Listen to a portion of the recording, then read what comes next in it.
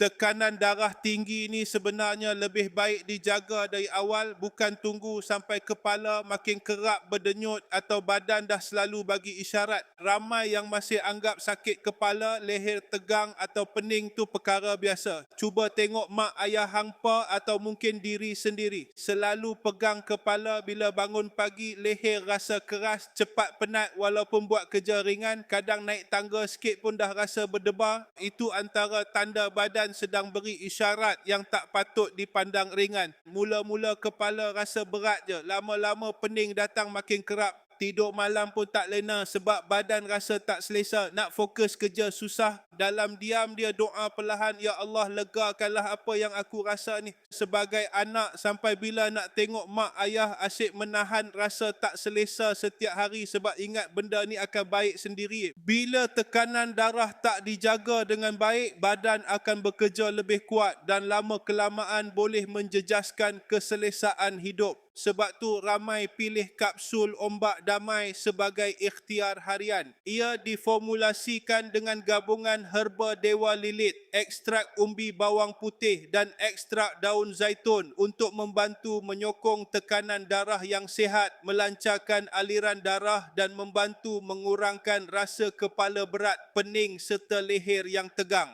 Apa yang buat aku tertarik, setiap bahan dalam kapsul ombak damai ada fungsi tersendiri. Herba dewa lilit membantu menyokong peredaran darah, ekstrak umbi bawang putih membantu menyokong kesihatan salur darah, manakala ekstrak daun zaitun mengandungi antioksidan yang membantu menyokong fungsi jantung dan salur darah yang sihat.